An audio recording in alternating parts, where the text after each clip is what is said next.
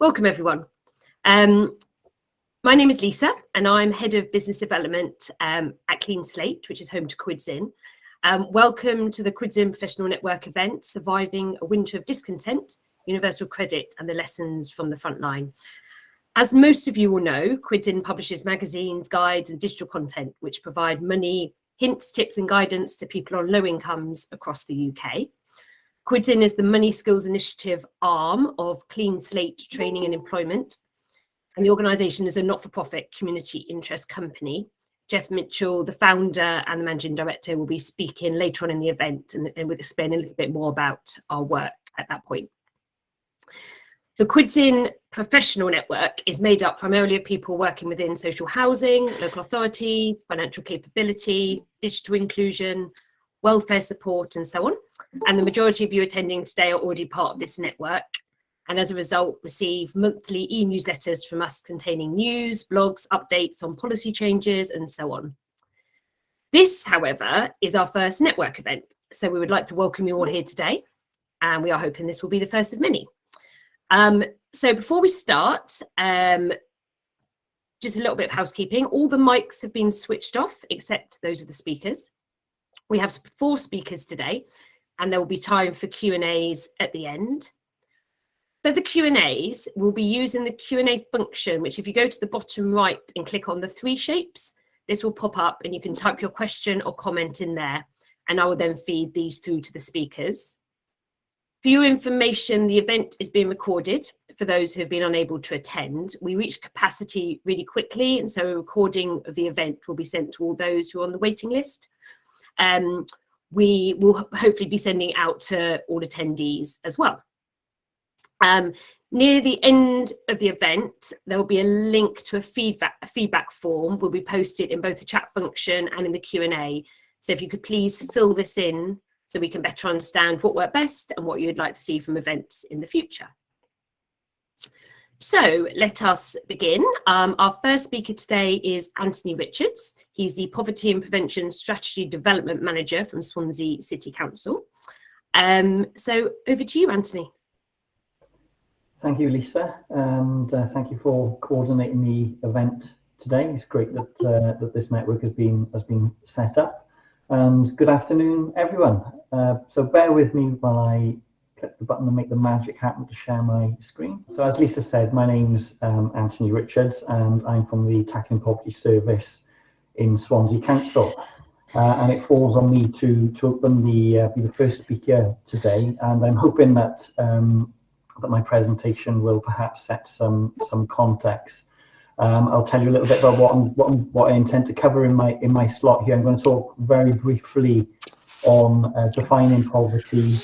I'm going to talk about the impact of the pandemic on low-income households, and I will say that I'm going to be relying on looking at research that's been published by the Bevan Foundation here in Wales. So my presentation will have a kind of Wales focus, but there will be it will be similar to it'll paint a similar picture to what's happening across the UK, I'm very sure. So first of all, and you know, I apologise if this is covering stuff that's very basic. I'm sure we're all aware of a lot of this anyway, but just to kind of set the scene really and set the clarity that, you know, when we talk about poverty, we're not just talking about money. Experiencing poverty is about not having the resources to meet basic needs and take part in society. And here in Wales, there are 1 in 4 people that are living in income poverty. The bullet points here show how we define poverty in Swansea Council in our Tackling Poverty strategy.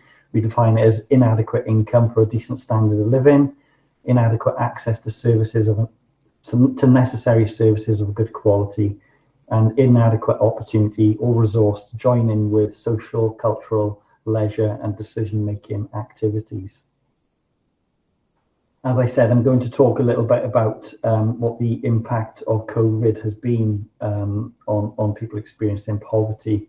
And again, this is from reports that the Bevan Foundation have published here in Wales. But like I said, very much expect that this is very similar picture across the UK. So yeah, this is where I was talking about, defining poverty is not just being about money. I won't recap on what I've said there, not to waste time. So if you could skip on to the next slide, please. So we know that the COVID-19 pandemic has disproportionately impacted on low-income households. It's pushed more people into poverty, and those that were already experiencing poverty likely further into poverty. We've seen this across services in increased demand for support for people, and increased complexity as well in the help that people are requiring. So the study that I'm referring to here shows that incomes have fallen disproportionately for low-income households. Living costs have risen and continue to rise. Personal debt has risen, and households with children are more likely to have increased spending on everyday items. Next slide, please. Looking at household income, and like I said, this is a report specific to Wales, but I imagine it does paint a picture across the UK. In Wales, 1 in 5 households saw their incomes decrease between January and May 2021. And that is on top of nearly a quarter of Welsh households that saw their incomes decrease between March and December 2020.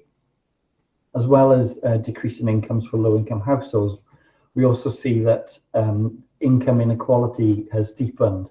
1 in 5 households with a net income of less than 20k saw their incomes drop between January and May 2021. And in contrast, 1 in 5 households with a net income of more than 40k saw their incomes increase. Next slide, please. Living costs have also increased, and social renters, parents and guardians have been especially affected by this. In Wales, 20% of households have spent more on accessing the internet, and that includes costs for devices. 43% spent more on utilities during that period, and 38% spent more on food. Again, social renters have been 4 times more likely to have seen their housing costs rise than people in other tenures. Next slide, please. Living standards are also being squeezed. A third of Welsh households from this study never have enough money to buy anything more than essential items. 3% of Welsh households often or always don't have enough money for the basics, and 5% sometimes don't have enough money for the basics. And if you combine that 3 and 5%, that's 8% of Welsh households that struggle to have enough money for everyday essentials at least some of the time. Next slide, please. So it's not just low-income households that have been affected by the pandemic disproportionately either. There are other groups that have been affected, such as disabled people, social renters, private renters, and lone parents. Next slide. Levels of personal debt have also risen. 10% of Welsh households fell behind on a bill between January and May 2021. And 17% of households have borrowed money to pay a bill. Low-income households, renters, disabled people, lone parents, and adults 24 to 64 have been more likely to have been behind on a bill or borrowed money than other groups. Next slide. Problem debt has become a greater issue for those who are at risk of problem debt pre-pandemic. And this hasn't actually been a problem for everyone, though, and this goes back to the inequalities that we see that the pandemic has kind of deepened. So for some households that perhaps are making ends meet, due to the restrictions, perhaps some households have spent less during the pandemic and actually have been able to pay off and reduce some existing debt, while we see our low-income households have had to borrow just to pay essential costs. And we're yet to see the full impact compounded by the removal of government support, such as the universal credit uplift and the furlough scheme. Next slide, please. So I just wanted to talk a little bit about response and recovery here in Swansea. This by no means is an extensive list. I just wanted to give a little overview. During the pandemic, there was a huge priority and focus on the provision of crisis food support in Swansea. So supporting food banks, supporting hot meal deliveries to those who've been vulnerably housed. Access to services. So there was a shift to online services. A lot of services shifted to be able to deliver online in ways that they hadn't done previously. And what we're seeing now is a mix of blended services being delivered both online and in person. I would say that the pandemic has seen, certainly in Swansea, it has strengthened actually the relationship and the partnership working between communities, the third sector and business support in Swansea. And we expanded our local area coordination team to cover all of Swansea geographically, to be able to link communities, people in communities, to local support that was available to them. I've added fuel poverty here. Obviously, this is something that is a priority right now. There is a fuel crisis, as I'm sure you're all aware. And again, it is in response to the pandemic, but it's also kind of part of the recovery. It is a response, but it's something that's happening now. I'm not going to go into detail talking about that, but there's government schemes, and we're doing local schemes to support people and ensure that they've got access to support with their energy costs. So in terms of recovery in Swansea, it's very much around encouraging people that are experiencing difficulties to get in touch. There is help that's available. One of the challenges is encouraging people to talk to organisations, whether that's the local authority or support organisations, to talk at an early stage if they see problems arising. So there's a focus on financial inclusion, maximising income, claiming entitlements, promoting affordable credit. We're at Christmas now. It is a time of where people tend to borrow more during the year, and so we're doing a bit to promote affordable credit and try and steer people away from high cost lending. Obviously, trying to maximise take up of government support that's available, whether that's fuel poverty schemes or whatever's available. Just trying to ensure that take up is maximised in Swansea.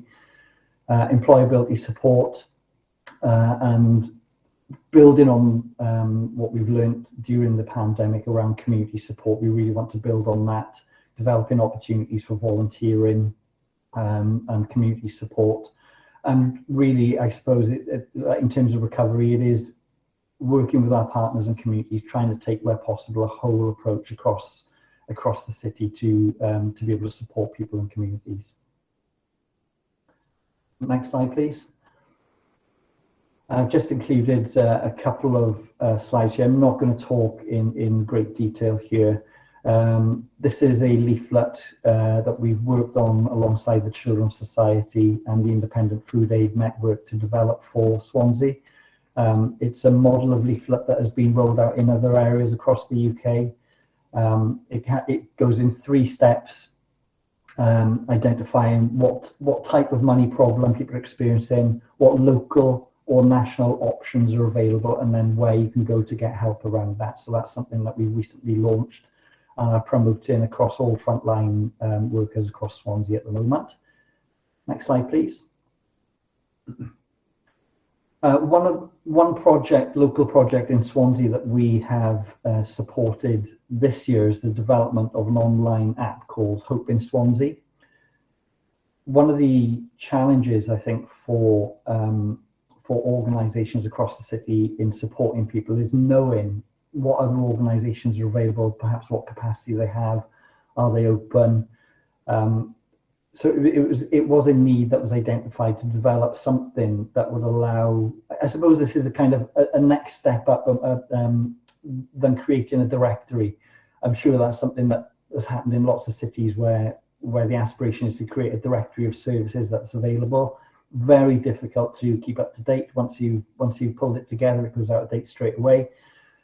So we've worked in partnership with Matthew's House in Swansea, a charity, and they've led on the development of this app, which is free to download for residents of Swansea and anyone who's supporting anyone in Swansea.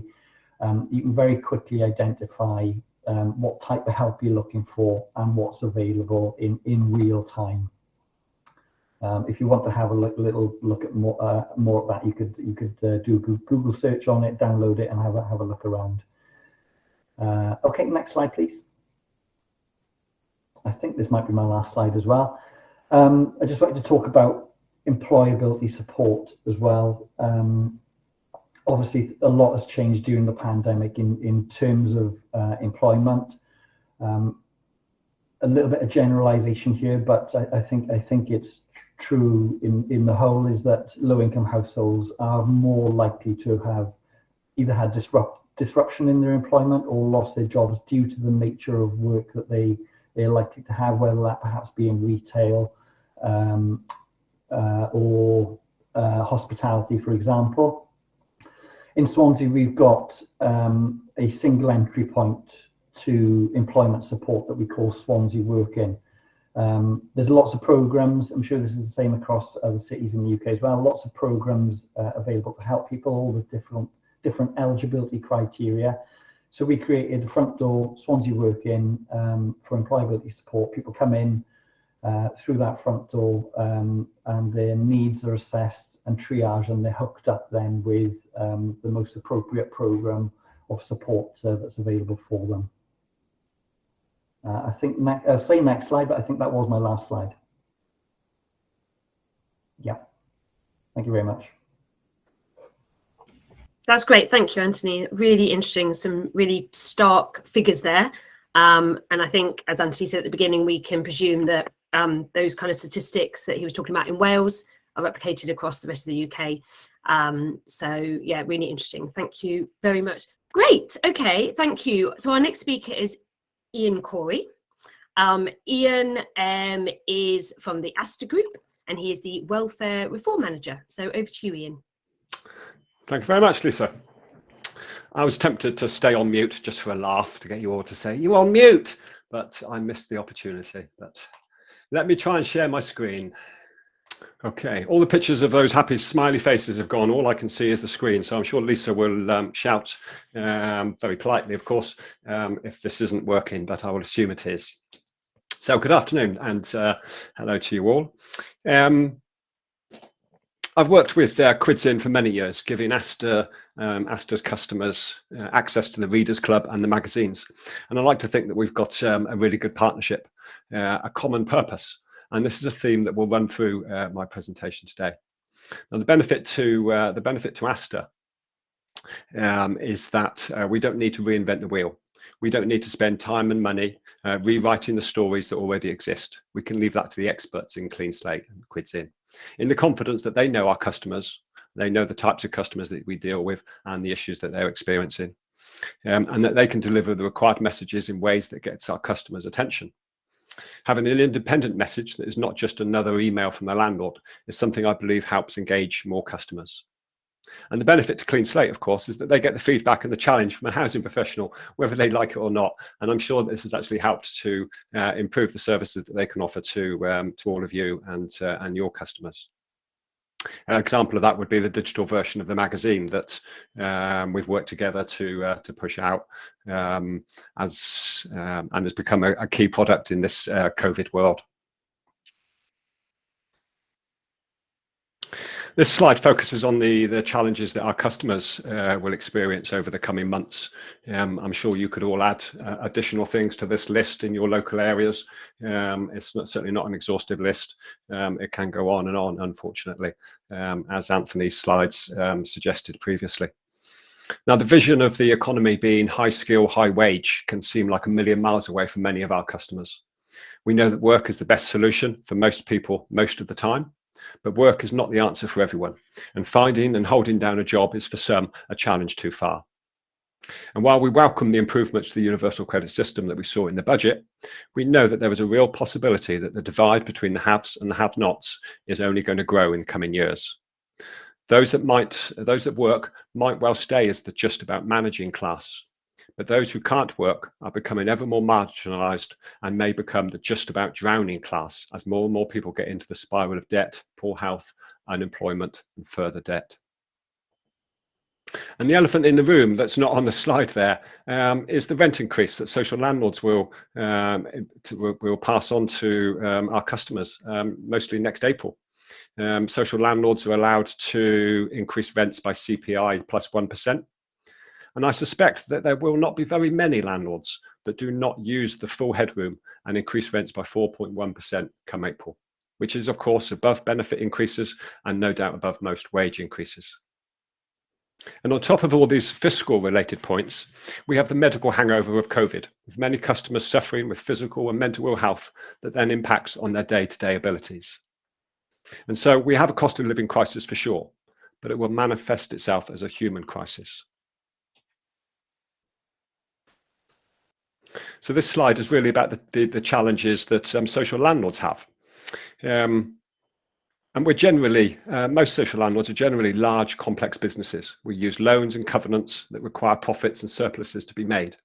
And while we don't give our profits to shareholders, we are very much accountable to those institutions who loan to us and invest in us. Many of us are developing organisations, building the new social homes that this nation urgently requires. And these require huge loans and impressive credit ratings. And we don't get these through poor financial management and making decisions that change our business plans at short notice. And so our ability to adapt and flex to meet the needs of our customers is more constrained than many might think. There are no magic rabbits to pull out of the hat, and there is only so much money available. And we have many legal and financial commitments to maintain before we start investing in new services. Social landlords are facing huge increases in costs ourselves, whether it's land, materials, wages, power, fuel. All these are seeing huge increases, sometimes well above the 4.1% we're able to increase rents by. And these must be passed on if we are to continue to build the homes of the future, to maintain our existing ones, and to offer good quality services to our customers. So the next couple of slides are kind of hinting at some of the things that social landlords are able to do to support our current customers. And in seeking to get the biggest bangs for our bucks, many social landlords are using self-serve digital tools to deliver services, not just because of COVID, but because it makes sense. And many were on this journey pre-COVID. This focus on automation is not at the expense of our non-digital customers, for we know that many customers really struggle to engage with us digitally and would much prefer to keep a face-to-face service. But this digital drive is about helping us to create capacity so that we can serve our non-digital customers with non-digital approaches. For example, Astor has a really good partnership with Policy and Practice, and we use their tool to help us assess affordability at pre-allocation stage. This is delivered digitally, and most customers can fill in their data and return it to us, saving us time and money by reducing the need for face-to-face conversations. And this is then time and money that we can then use to have more in-depth conversations with the customers that truly need our time and effort. I know of many social landlords who have similar approaches, using a variety of digital tools to assess affordability and to ensure new customers get the advice and support that they need to ensure they can afford and manage their new tenancy now and into the future. And we know that this approach uncovers many unclaimed benefits. And so it's really a win-win approach. Not only is it about dealing with affordability, but it's about tenant support and customer service. And so as well as undertaking an affordability check, we're able to advise and assist our customers to get the benefits that they're entitled to.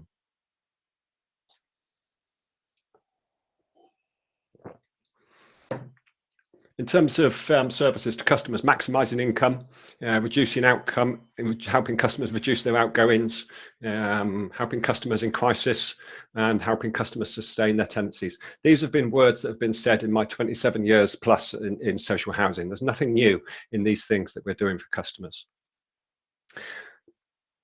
But it is about finding different ways of doing it and responding to the challenges that are getting ever bigger. Now, many, but not all social landlords have an in-house support service. Those that don't have strong links with local organisations such as Citizens Advice and also obviously Clean Slate, Quids and others. This ensures that we can directly support or signpost our customers that are struggling to afford their rent. It is important for organisations like the DWP and others to know what services landlords have so they can make best use of them. This links in with what Anthony was saying earlier about the services in Swansea and getting that joined up approach so that everyone knows what other organisations' services are.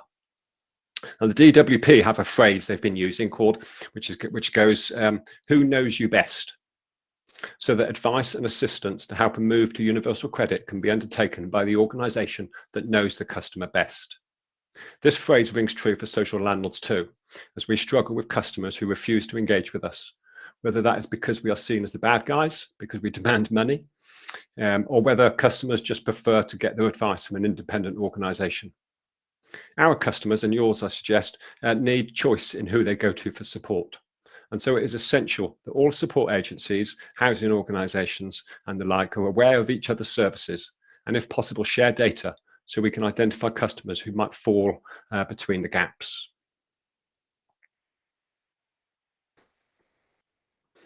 This slide is really about partnership, and I'm sure we've all talked about partnership for many, many years. In fact, partnership, communication, joint working, these are words and phrases I've heard throughout my 27 years in social housing, and we still use these phrases as if they're something that we can't do very well. And we do struggle with partnerships and creating joint working with different organisations. And this is often because we have different income streams, we have different measures of success. And so if we are truly to work in partnership, we need to find our common purpose and agree common outcomes. After all, social landlord sector and the charity sector have so much in common, and yet sometimes it is our small differences that prevent us really working in true partnership. But as challenging as partnership working can be, we must invest in partnerships and work together. With such challenging times just around the corner, we cannot do it alone. And so whether it is working with the DWP on helping legacy claimants move to UC, or working with Clean Slate to help customers find employment, we must invest in partnerships if we are to achieve our common goals of empowering and supporting customers to be the best that they can be. As it says on the slide, if it was easy, we'd be doing it already. We keep trying to reinvent this wheel, but sometimes it's not a wheel that needs reinventing. It just needs, the services just need redelivering. Innovation in supporting customers can be really difficult to find. After all, the problems our customers face today are not new. Robbing Peter to pay Paul, getting into debt, finding sustainable and worthy employment have been problems I've always seen in my career. Social landlords and charities do not have the ability to solve these problems, as they are problems of the economy. And while our sticky plasters have become more complex and innovative, they are still plasters, and we often see customers returning to us after a period of support for more support. Having worked in change management for the delivery of services, I've come to understand that change management for individuals is actually much more important. Helping our customers change their behaviours is a real challenge. It takes time and commitment. It takes trust and strong relationships. Behaviours that lead to debt and failed tenancies are very difficult to challenge and to create change. And as we have learnt from the Troubled Families programme of years gone by, helping people make and sustain the changes they need to be the best they can be is very resource heavy. Some landlords can do this with some of the customers some of the time. Astor, for example, has a financial wellbeing team, but we're also developing a tenancy sustainability service that looks to work with customers over a longer period of time, focusing on all the issues that arise. And as we know, most issues are complex and multiple. Debt, mental and physical ill health, poor diet, low parenting skills, difficulties in maintaining relationships, etc., etc. These tend to be seen together, and solving a financial issue is not necessarily time well spent if other issues conspire over time to repeat and recreate future financial difficulties. Focusing on the person, not the service, is key if we are to support and empower sustainable change for our customers.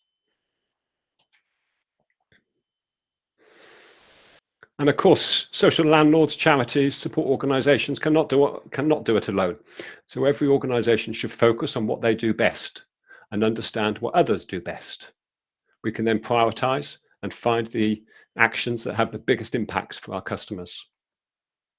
And of course, as a landlord, it's clear to us that if you help a customer be the best tenant they can be, it makes our job so much easier, and we can then use our surplus incomes to build the social housing of the future. And so in summary, I would just say to you that do what you're good at. Find partners who are good at doing the other things. Do focus on crisis management with grants and short-term support, but also look at the bigger picture and work with individuals to change their behaviours and improve their long-term prospects. And that is it. Thank you very much. That's great. Thank you, Ian. That was really, really informative. And yeah, from Clean Slate's perspective, we are in full agreement that partnership working is absolutely the way forward. So yeah, that was great. Thank you. Right, now to Jeff Mitchell, who is the founder and managing director of Clean Slate, home to Quids In. Over to Jeff. Hi, everyone. Good to see you all here. Bear with me a sec. Okay, hopefully you can all see this slide nice and clearly. So yeah, I'm Jeff Mitchell from Clean Slate. I'm the founder of the organisation and also the founding editor, I suppose, of Quids In magazine. I'm going to quickly give an overview to you all of who Clean Slate is and what we do, and a bit about Quids In, talk about our relationship with Universal Credit, but also what we've been doing at a practical level to try and support Universal Credit claimants as they sort of struggle both with the system and living on a limited income, especially in the context of COVID-19. Look at some of the impacts that we've been able to achieve during the last 18 months and some of our learnings around digital financial inclusion, which we think adds a dimension to the conversation around money management and financial capability. And then finally want to talk about how we hope to, exactly as Ian says, work in partnership, working with those whose strengths are outside of the area that the areas in which we're strong, which is how we think partnerships will work. So just briefly then to give an overview of what Clean Slate does. We are a not-for-profit community interest company.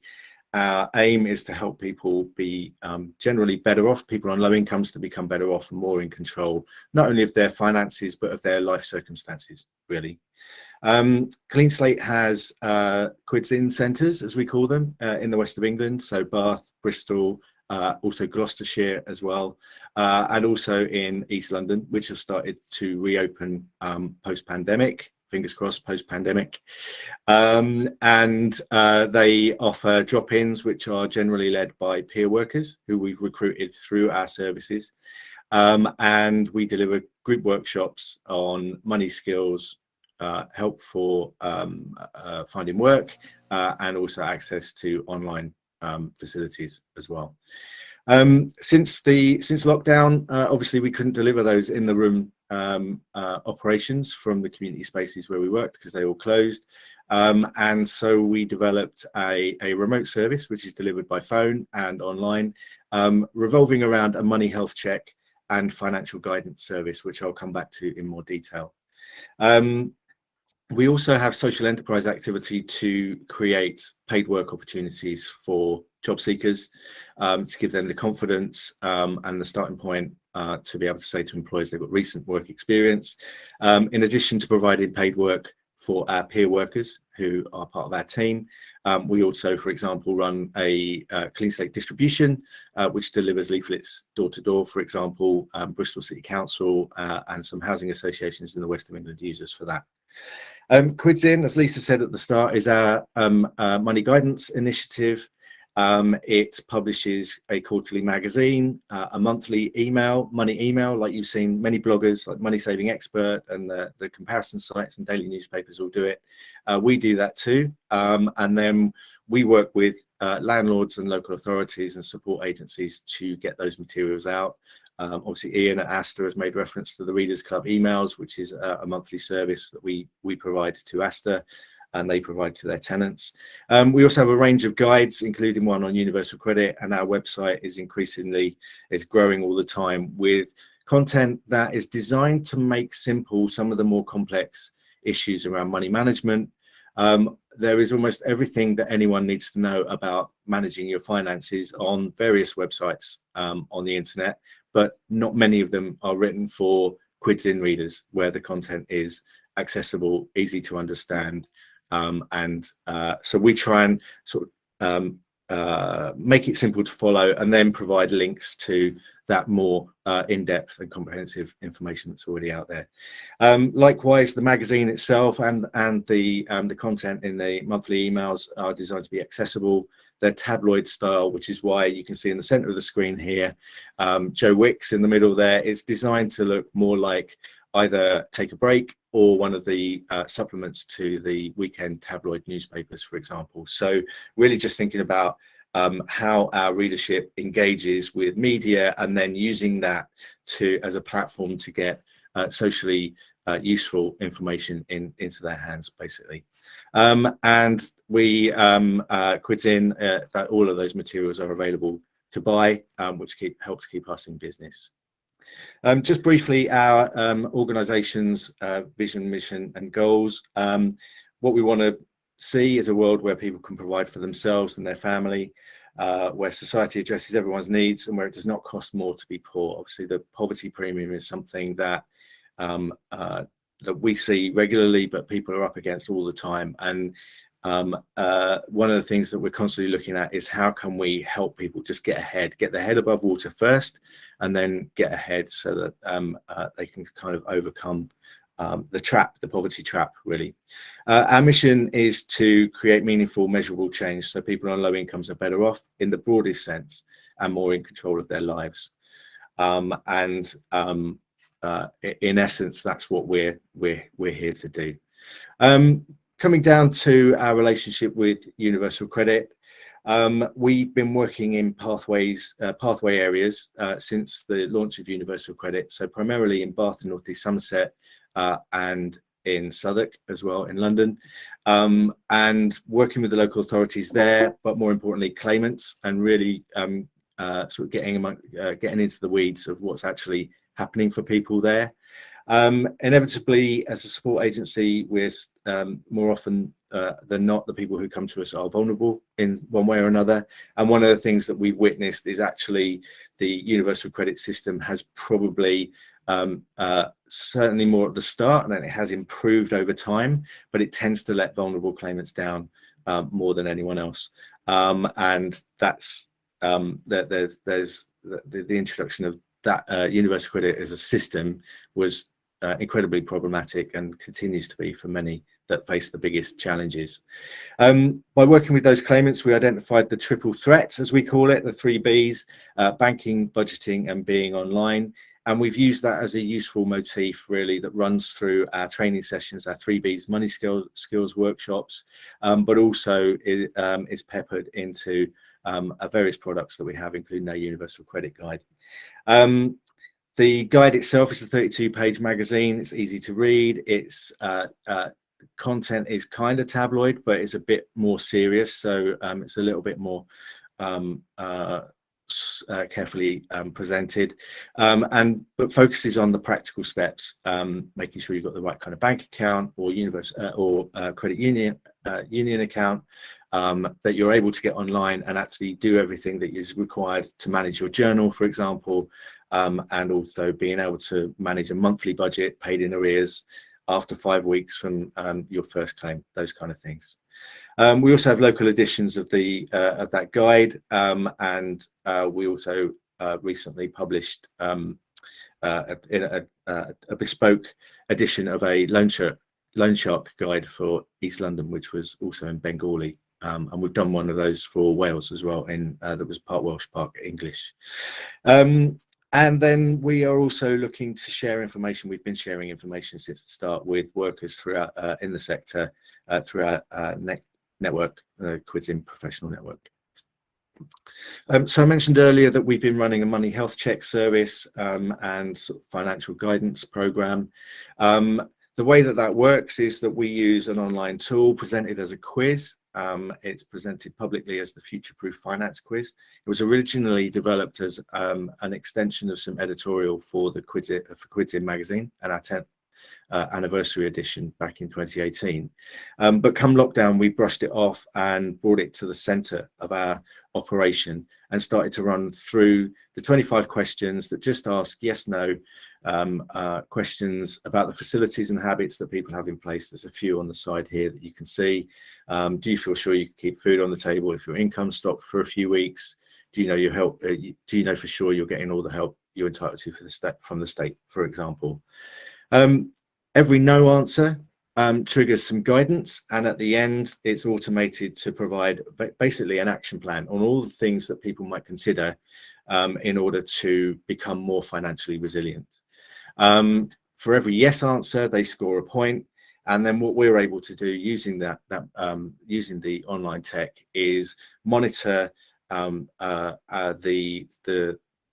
yes answers either as scores by individual or collectively across the sort of 1,000, 2,000 people we've now been working with over the past 18 months, and actually see what the needs are at the start of the service. But what's really good is that at the end of whatever service we're delivering, and however long we're working with people, is that they take the quiz again, and we can actually measure distance traveled, and we can compare their scores. For instance, we know that on average it's about 16 out of 25 questions answered with a yes at the start of the service, and that moves to over 19 on average at the end. So we know that we're having an impact on people's financial resilience with people following that guidance, following those steps with support from support workers to be able to identify ways to just give themselves a boost, not only bring more money in, but manage their money better. We also capture financial gains, and an impact survey records some quality of life outcomes as well. That's the technical side of it, but in terms of the impact it's making, it's deliberately designed around nudge theory, really, to kind of just drop in front of people enough information to get them interested in making some changes. And some of those changes are attitudinal. So not all of it is about the practical steps, but we certainly focus on quick wins. And what we're finding is that people start to feel a sense of can do in terms of not only managing their money better and perhaps becoming better off, but also starting to think about other things for the future. We had a lot of people referred to us at the start of a contract that we have that we won from DWP in Wales, for example, where people were coming to us pretty much in despair at the start, but very quickly developing a relationship of trust with our support worker, and then over a few weeks starting to think about the future and actually feeling like there was hope and there was light at the end of the tunnel. And that is all part of the way that we operate, is that we're not telling people what to do, we're just providing options, we're guiding them through the process where we can. People learn by doing. If the quiz suggests using a benefits calculator, for example, if they're not online, we can text them if they have a smartphone a short link, and then they can simply click through and have a go at that, all with our support in the background. We also found that it's a really, because we developed it as a tool for Quids In readers to help themselves, we've been able to train up people who are not in the financial guidance field, for instance, online champions who work at online centres across the UK, and we've been training them up to be able to deliver the money health check and the financial guidance support. By asking questions first, we're using the quiz and then providing a sort of bespoke set of guidance at the end. It really is a kind of process-driven active listening exercise. So we really quickly build trust, which is really helpful. The content is very simple for people to follow. Quids In is all about writing for people like us. So we tend to talk about we rather than you, and sort of diminish that sense of us and them. And occasionally there's a sort of tabloid trick, really, to kind of talk about, oh, the things they don't tell us. No one's hiding this information, we just don't know where to find it, and very often we don't know what we don't know. So we're guiding people through that process and kind of championing their needs, and it gets them to a point where they're going, yeah, I'm going to do something about this. We don't tend to go out looking for people. Well, we want to meet people who want to be better off, but it might be they might not necessarily feel like they're in financial crisis. So we just present it as, well, wouldn't you want to be better off? Because most people do. What we're finding as well is the digital confidence that we've built into the whole process by embedding links wherever we can and directing people to online tools and resources leads to sustained impact. Obviously, what it does is it opens up the options that people have for their other things in their lives that might be beneficial. So this is a slide that I developed for some in-house training, a staff meeting that we had, and we were looking at actually what is our relationship with helping people to escape poverty. And so we identified that the poverty line, according to well, I got this information from Trust for London, but I think they found it from somewhere else. So if we accept that the poverty line is £156 a week after housing costs for a single person living alone, and we take this individual, Adam, and he's referred to us from one of our contracts. It might be a landlord that's working with us, or it might be DWP, for example, and he's only claiming universal credit. So straight away, and this is so this presentation was done to the staff in March 21, and what I'm going to do is compare this set of slides to where we're at now. So at the time, he was £61 a week below the poverty line. And that was with the uplift, the £20 uplift. So one of the things that we can do as part of our money health check, we identified that actually he hadn't used a benefits calculator. We took him through that process and we identified that actually he could be claiming council tax support. So that actually lifted. So we're working towards that that £61 target, and we are getting closer straight away. We also identified, and bearing in mind this is back in March, that if he switched his utilities, he might save £300 a year. So that lifted him another nearly £6 closer to that target point of reaching that, eradicating that £61 deficit between the poverty line and where Adam had started. He also didn't realise that he could work and still claim universal credit. And at the time, if he'd managed to find a day of work, a week's work, and earned £61, he would still, although he'd only keep £22.59, he's then only £11 away, or we're only £11 away from eradicating that £61 shortfall. So that's about £50 a week, and straight away that's £2,600 of financial gains that Adam has benefited from just by taking some simple steps with guidance identified through our kind of triage process using that online toolkit. Fast forward to November 21, the uplift has been removed. Now he's £81 away from the poverty line. That's our target for, what can we get Adam to a point where he's got a fighting chance of getting his head above water. So council tax support, still an option, but the switching of utility suppliers is not a recommended option at the moment. People are being encouraged to sit tight while the market settles down, but obviously prices have rocketed. Let's hope Adam is a low usage consumer already, and that maybe by helping him reduce his energy usage some more, we can reduce those bills. We've just produced a Quids in Bill Buster guide with a big housing association, which will be going out to all their tenants on this kind of basis. We've also included some recommendations around smart meters, which I think the general advertising for smart meters are get a smart meter, you'll save money.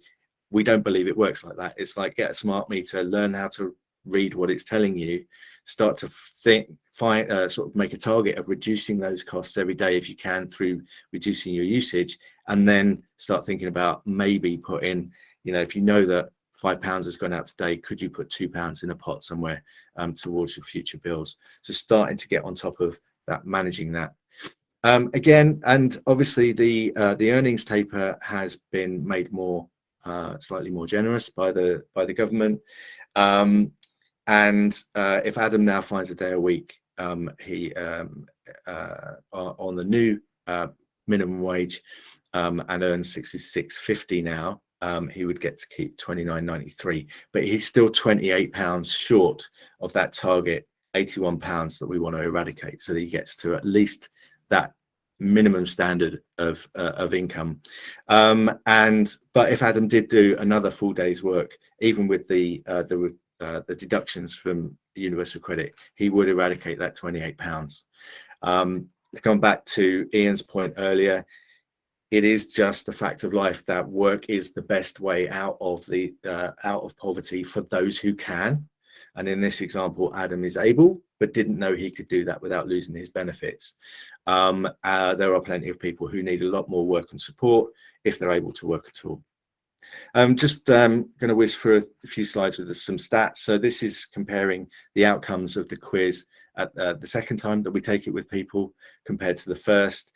These are the biggest wins that we've achieved through the Money Health Check service and financial guidance.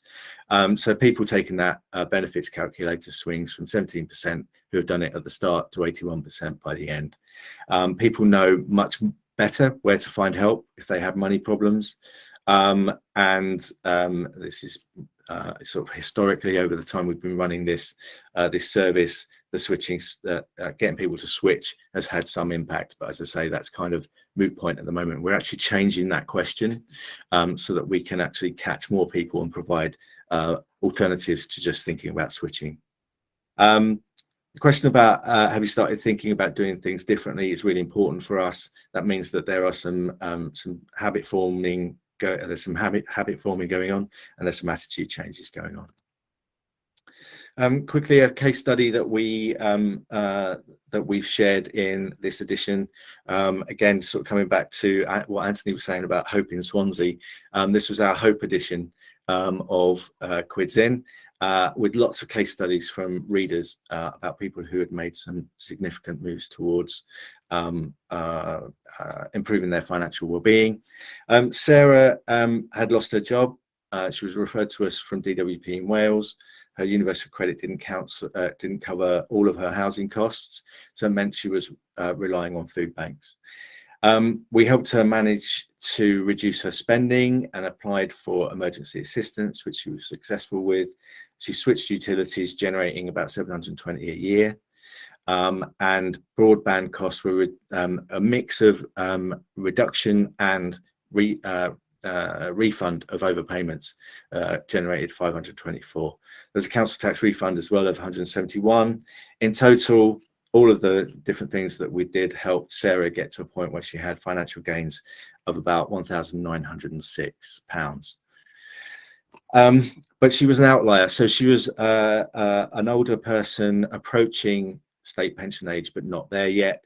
Our support worker in Southwest Wales was able to think laterally about and asked her about her previous employment history and helped her uncover 2 private pensions worth £1,500 and £2,000. And also that she had spent many years as an NHS nurse and had a pension worth £1,500 a month. And when I said Sarah's an outlier, I wasn't kidding. We were able to help Sarah to get the payments backdated, and it triggered a lump sum payment of £80,000. So she'd gone from relying on food banks to being in a significantly better place. I'm not claiming that this happens for everyone we work with. I think the top half of this slide is a good reflection of what we do. The second half is just a really heartwarming story that we've been keen to share with as many people as we can. We have 3 levels of service with the financial, the Money Health Check. There's a brief one, set up and go, it's 2 or 3 sessions, and we know that that's been yielding financial gains of over £300. We have a walk the walk budgeting program, which is about 5 to 6 weeks, and the average gains have been just short of £1,000. That's something that we would love to see every universal credit claimant who is struggling because of the withdrawal of the £20 a week uplift accessing, because it would offset that. We could help offset that on average for a good number of people. And then we have the Claimants in Crisis program that we've run over 10 to 12 weeks, and that has been generating an average financial gain of over £2,000. We also have been working with 21 partners across the UK under a program called Nobody in the Dark. And that has meant that we've been able to, as I said, train up those community partners to be able to deliver this service in their local areas as well. The Nobody in the Dark program is about helping people become financially better off by getting online. What we found is that actually it's more than the sum of its parts. Digital financial inclusion is about combining and integrating digital and financial inclusion initiatives together. So we found that a lot of financial inclusion programs themselves don't always address digital issues, and that digital inclusion programs don't often include money guidance. But with universal credit, we can see how actually both is definitely required if we're going to properly help people manage that, not only the system and their claim, but also managing on a low income as well. But that applies to everyone too. There are lots of ways in which we're better off by being online, and actually by helping people find those simple steps to get online, we can help make those quick wins and those small steps to actually increase people's confidence to be able to use the internet for their benefit, their financial benefit. So we found that almost 2/3 of people, this is from our impact survey, almost 2/3 of people were more confident to use the internet to help find information they trust about money or debt. And almost half were looking to find deals, and about 40%, 41% were using the internet to manage their money better. So this is just the last couple of slides now. We're looking to scale up to the challenge. We reckon there's about, we know from the House of Commons Library that there are 14.5 million people experiencing absolute poverty in the UK. What we want to do is really collaborate, share good practice. That's exactly what this event is for. We want to spread information, not only amongst professionals and our colleagues in the sector, but also to people on low incomes. They don't know what they don't know, and they don't know what to ask or where to ask it. And so everything that Quids in is about, the Universal Credit Guide, the quiz, the Money Health Check service, is all about revealing those what seem like secrets, so that people are able to better advocate for themselves, but also get what they need. We want to maximize cooperation across the network so that we can share what works and take it into the heart of disadvantaged communities. And we're particularly keen to work with those smaller organizations who are really rooted in those communities. The business as usual simply won't work. We need to think laterally. We need to be dynamic and respond to what people need, and in a way that they need it. So in the way that we produce a magazine that is presented like a tabloid magazine, it doesn't look and feel like anything from the Money and Pension Service, and that is by design. And it has really helped us engage readers in a way that other publications and organizations very often have failed to do. We're really interested in language literacy and accessibility. You have to accept that people struggle with those things for lots of different reasons. It could be English as a second language. It could be a visual impairment, for example, or it could be a learning disability. We're really keen on inclusion-led design. And if you want an example of where that hasn't been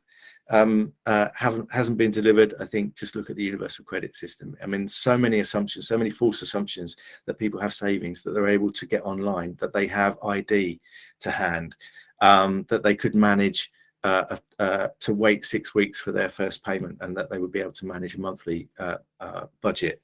If it had actually been taken out to consultation better than it was, then I'm sure those things would have been pointed out. If the designers were serious about actually understanding what it would take to make universal credit work from the start. So we're keen to build partnerships in practical sense. That means about working with us to distribute more Quids in money guidance materials. We have a virtual support hub, and we're looking for partners who have customers who could make use of the Money Health Check service and could be referred in. But we also want to work with partners to help us deliver the Money Health Check service in locations, in those communities that are struggling across the UK. We're offering professional training, especially to those not in the financial advice sector, especially where they might have customers who are struggling financially. We would like to be delivering more of the workshops on 3Bs, so our money skills training and our employability training as well. And we want to do more with this network and build on the 3,000 or more practitioners like yourselves who are really interested and committed to trying to do more to engage and help those struggling households. I'm sorry, I've gone really on and I shouldn't have, but that's the end of my presentation. That's great. Thank you, Jeff. Thank you ever so much. Is Joe Goodman. Hi, Joe, who is a Senior Manager Income Maximisation for the Trussell Trust. Over to you, Joe. Thanks very much. Brilliant. I am just going to attempt to share my screen and hope for the best. I will try to do this as quite a whistle-stop tour because I know that lots of people have got questions. So I've got a fair few slides, but I'll try to whiz through them as fast as I possibly can. So it's really brilliant to be here. I'm here to talk about our approach, both nationally and in terms of working with our food bank network on the ground, in terms of how we achieve our mission of ending the need for food banks in the UK in particularly challenging times. So I imagine that most of you will be, to differing degrees, kind of well acquainted with our network. We have a network of 425 food banks across the UK, and they run, there we go, more than 1,200 food bank centres from which they distribute emergency food, and that represents about 2/3 of all food banks in the UK. So there's also quite a lot of independent provision out there as well, and that's been growing during the course of the pandemic as well. So food banks, as I'm sure you'll be very aware, provide emergency food to people in crisis, and they work alongside a network of referral partners who identify those in need. So I think we've already heard a few mentions of people working with their local food banks, and really it is down to those kind of local connections to ensure that food banks are accessible to the people who really need that support. Just in terms of our most recent statistics in terms of food bank usage, so the most recent full year statistics, which obviously take in the kind of first part of the pandemic, we distributed via our network 2.5 million food parcels, which is truly quite staggering. And that was a 33% increase on the previous year and 128% in the past 5 years. So a really, really huge shift. So this is a kind of visual representation of what that increase in food bank usage looks like. And you can see it was a kind of ongoing trend up until the pandemic and really accelerated in that last year. Just in the past few days, we've released our mid-year statistics, which show that while it's not as high as last year, it's still an increase on pre-pandemic levels. So we're looking at about an 11% increase on pre-pandemic levels. And I think we're all very aware, and the food bank network are very aware, that given all of the issues that have already been discussed today, that, you know, the second half of the year is going to be particularly challenging for a lot of people and communities. So I think there's a lot of kind of trepidation about going into this winter within the network and the organisation. If we could go to the next slide, please. At the same time as there's been that really drastic increase in the distribution of emergency food, one thing to mention is that there hasn't been a parallel increase in the number of food banks. So while our network are very skilled and adept at distributing emergency food to those in need, that's actually not what they want to be doing, not what we want to be doing. So to go to the next slide, sorry, I've got quite a lot of slides. Go through them quite quickly. So as I mentioned at the beginning, our vision is for a UK without the need for food banks, and very much it's our view and the view of our food bank network that everyone should have the dignity of being able to buy their own food, and that emergency food should be very much a last resort. So if you could click it, oh, I've got clicks in the slides as well. This is a real saga. So in terms of our approach to how we get there, there are 3 strands within our strategies. So changing communities, which is all about our approaches on the ground, and particularly some of that kind of partnership working with food banks and other local agencies.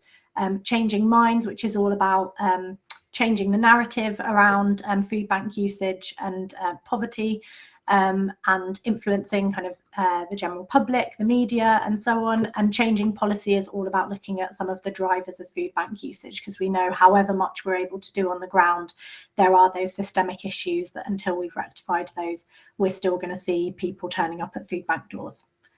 Next slide, please.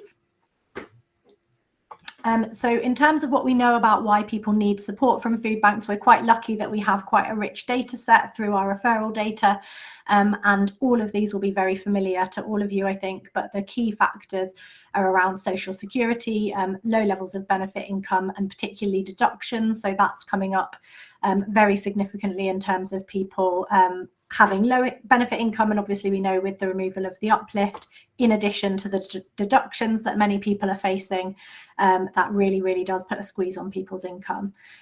Other design issues, so particularly the 5-week wait, is one that comes through very often, and administrative problems with social security system as well. Life events and health, obviously also really prevalent, so people becoming unemployed, homeless, relationship breakdown, bereavements, those kinds of things. We have, I'll talk about this in a moment, but very high rates of ill health and disability amongst people accessing food banks, and also people struggling to access local support or that kind of informal support network through family and friends. So those are some of the key things that we know about the drivers of food bank usage. Next slide, please. And in terms of that profile, we know that people coming to food banks are, as you would expect, a very deprived group, with the majority being just classed as destitute using the Joseph Rowntree definition for that. So 95% of people referred to food banks in early 2020 were classed as destitute and couldn't afford essentials. The average household income was just 13% of the national average, which I think is truly quite staggering.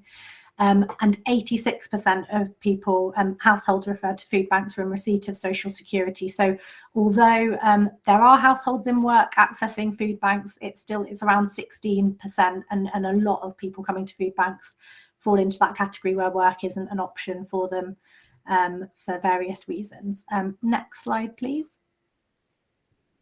And just to really bring it home, I think Jeff talking about the poverty line there, what we found was that people coming to food banks had a median weekly income after housing costs of just £57. And it really is quite staggering to kind of think about how you would begin to try to meet your essential needs based on those costs. So I think important to recognise that we're really seeing people who are at that very difficult and destitute end of the spectrum. Next slide, please.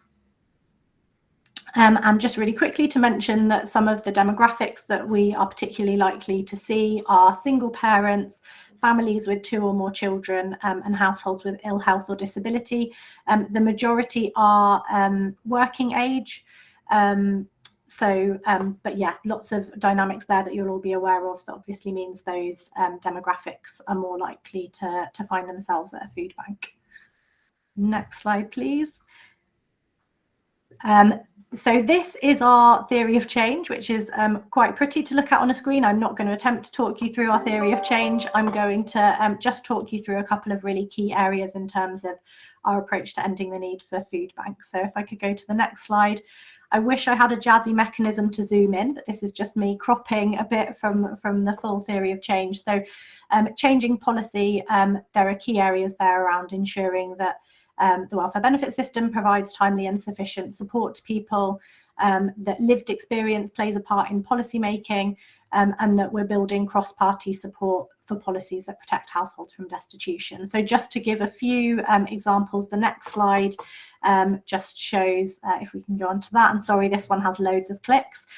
So I just wanted to talk about some of the national work that we've been doing around policy and some of the local work. So lots of you will have seen the Keep and also been part of the Keep the Lifeline campaign around universal credit and keeping the uplift, and that's something that we'll continue to be working on to kind of build the case for the need for that uplift.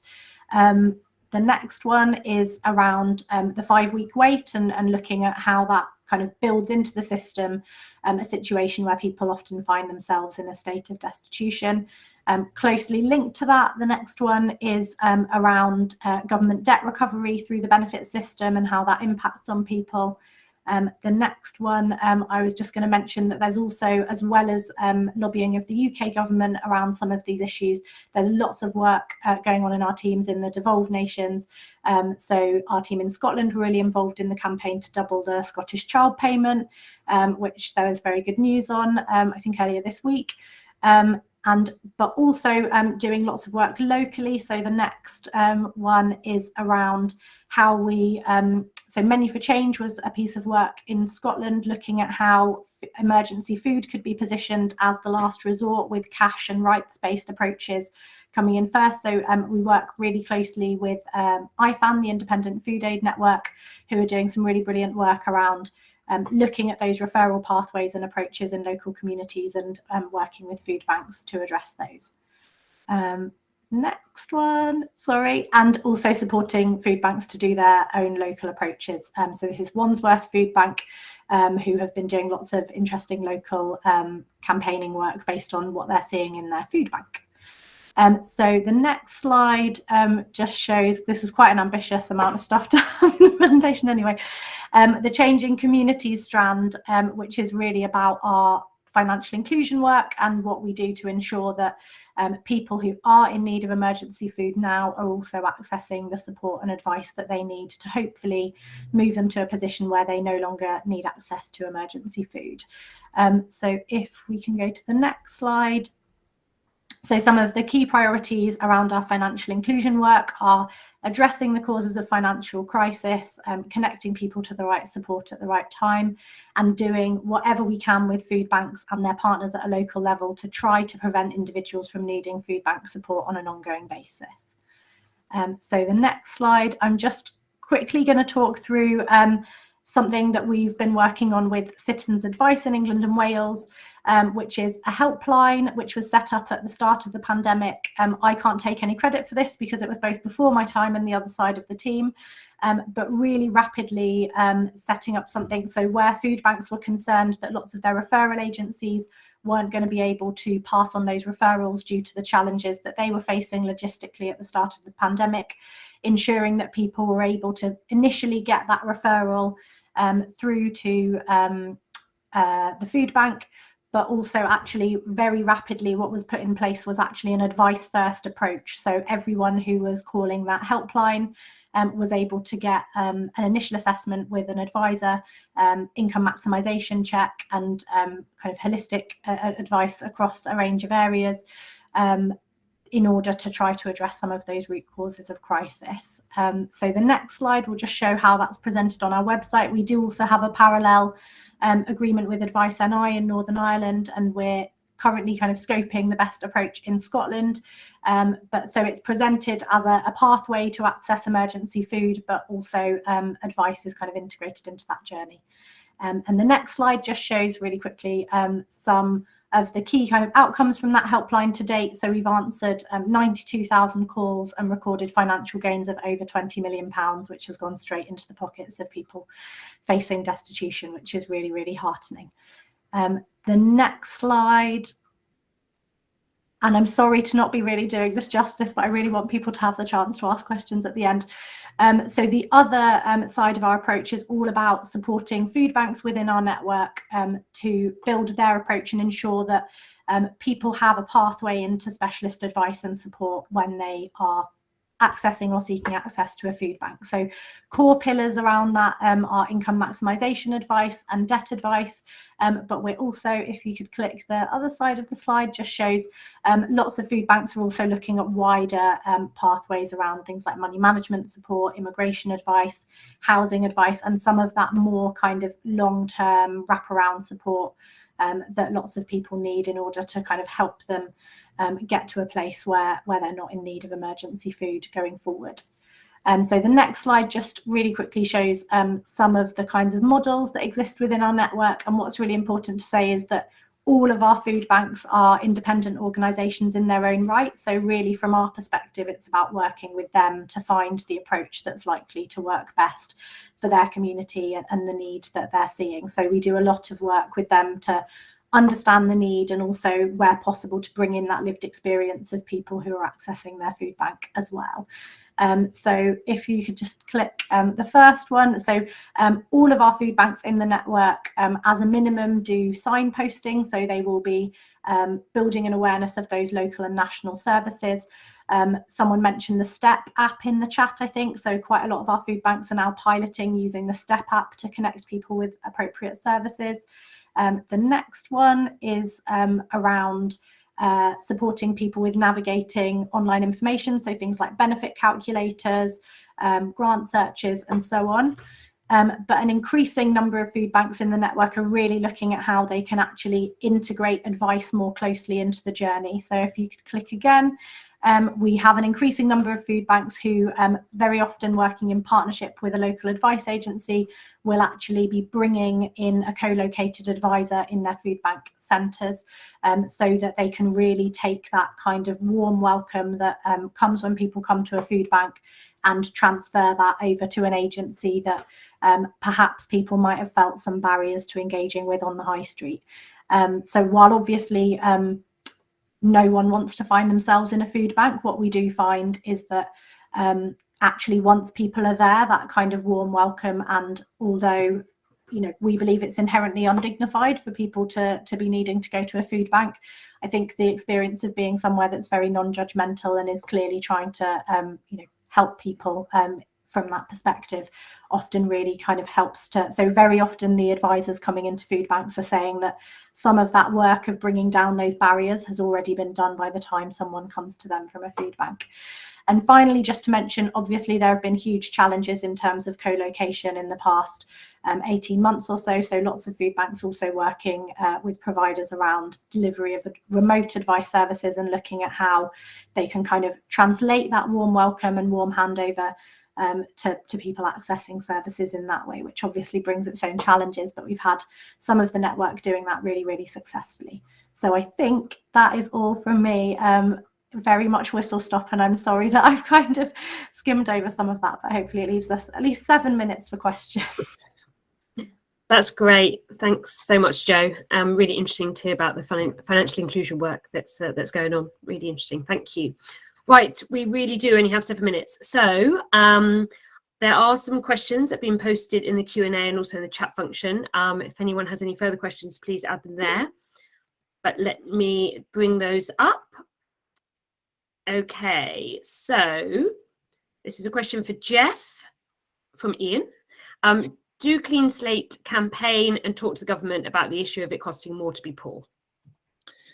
Not direct to government yet.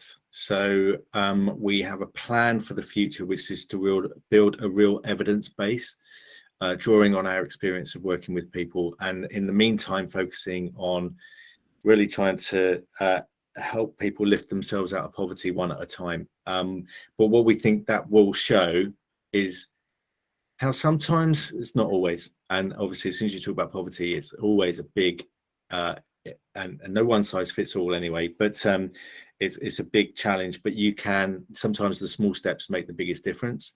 What we want to do is really bring that through. So not at the moment, but the plan is that we will, in as we get that evidence behind us. Great, thank you. Another question, are there plans to work with the Money and Pension Service? Your resources and their distribution power could be a game changer. That's Millie Carmichael.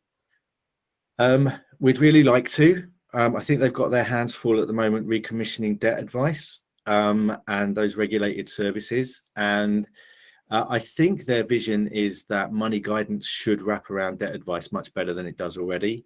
But there's a kind of, they're enmeshed in debt advice commissioning at the moment. We deliberately stay out of the regulated space at the moment because there's a lot that can be done preparing the groundwork before people take debt advice. And I think there is work for us to do in partnership with debt advice agencies. Again, coming back to that idea of sticking to what we're good at and working with those who are good at something else. But if we can't build those relationships, it's a very competitive area. And if we can't build collaboration, then we will consider that side of things. But hopefully, yeah, money should come through from Money and Pension Service for money guidance. That would be great. But at the moment, they're not focusing on that, as far as I know. Okay, thanks. Do you get any funding from DWP? That's for Jeff. We do at the moment. We bid for to deliver services, and they commissioned us to work with something like 1,500 claimants across East and West London, Essex, Peterborough, and across the whole of Wales. But they've just changed procurement system, and we've yet to see whether or not that then yields new opportunities for us to work with them. But it has been a hugely successful partnership, albeit a bit one way. So a partnership where we've just got on with it and made it work. So, but it has been it has been good and has given us the opportunity to prove what can be done just through the services that I've just described. Great. Okay, this is a question for any of the speakers, and we talk mostly now about UC, but what about people still on legacy benefits? I believe these still number in the millions. Does anyone know? Some people have responded to that. From what I can answer that briefly, but apparently September 24 is now the date, the target for all benefit claimants being moved on to UC. Does anyone know the exact number of how many people are still on the legacy benefits? I'm not sure. I was at a meeting with the DWP this week or last week, and they were talking about a figure of 3 million people still need to move, working age obviously, need to move from legacy to universal credit, and their estimations based upon case studies was 56% of them would be better off. So that's the latest data, and I think that is really a reflection of their wanting to work in partnership with organisations like ours to identify those customers who will be better off on universal credit and to help them move to universal credit rather than sit and wait for the managed migration process that, as you say, will kick off and will get everyone onto UC by the end of 2024. 24, yeah. As I understand it, there's going to be a big drive, Yeah. I guess, the other side of Christmas to start that process of migration. Yeah, absolutely. Ian, for Jeff, have you got any case studies of customers becoming volunteers and then becoming workers inside his social housing career as a volunteer at the night shelter? We have, so we tend to not take on volunteers. We offer people paid work as peer workers. So they bring their lived experience, and we think that's worth paying for rather than asking them to volunteer. Some of them, often for benefits reasons, prefer to stay a volunteer, but primarily they're paid workers. At the start of lockdown, we had 3 or 4 peer workers, especially in the west of England, who had been with us for a long while. I don't think peer work is something that we could ask people to do remotely by phone and without good supervision. But those peer workers, I've been saying for a while, had been with us too long to really be peer workers. There's only an ex-service user. You can only be an ex-service user for so long. And so we actually promoted, I think 3 out of the 4 wanted to apply to become support workers, and they were successful and actually did join our team, and they're now part of our team. We're now recruiting. We have a peer work to support work program, and we build into that IAG training, so accredited training, professional standards training, and paid work experience. And the aim is to get as many people through, drawing on utilizing their lived experience as a qualification in a way to work for us, go through that process, and then be able to apply either for work for us as a support worker or in the care sector or advice or support sectors. And for instance, in East London, where we're doing that, all 4 of the candidates we have on our books speak English as a second language. So this starts to become transformative about the kinds of service that we can deliver and the engagement that we can provide to communities who are struggling. Great. And a quick question for Joe. 86% come into food banks on social security. The question is whether that includes people on benefits who also work. Yes. As they're a very large group of working age claimants. It does. It does. So the 16% is the proportion working, and so yeah, there's crossover. They're not mutually exclusive statistics. If that makes sense. Great. Okay, I think that is all the questions. I'm just checking the chat now as well. Apologies if I've missed anyone, but I think that's all the questions. If anyone would like to raise their hand if they think I've...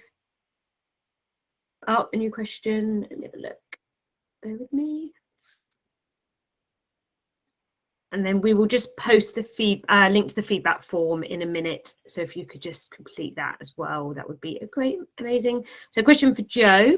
You mentioned that some of your services have managed the transition to working with advisors who may or may not be co-located. Do you have any learning from this?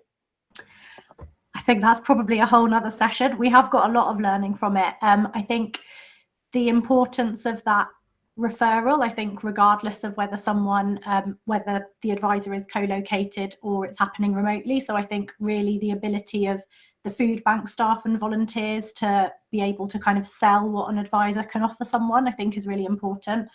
I think trying to break down the boundaries. So often where the advisor is co-located, actually the food banks have found that it's quite helpful if someone actually is just there to kind of go and tell people what they can offer, rather than, so sometimes actually removing that in between element. But I think really it's about, there's not a one size fits all. And I think all food banks work differently, all advice services work differently. And it's, so much of it is also about the kind of, the working cultures and the space that's available and all of those kinds of things. So I think the learning is quite different in different places, but yeah, we're doing as much as we can to try to kind of gather that learning as it comes. Great, thank you. Well, we've gone slightly over time. It's 1:32, so apologies everyone, but thank you so much for joining us. Thank you so much for attending. A big thank you to our 4 speakers. The feedback form is in the chat. Please, if you could fill that in, just so we can get some feedback on, what people liked, what they didn't like, and what you'd be looking for from any future events that we will be hosting. So if you could fill that in, that would be great. Thank you again, and see you all soon.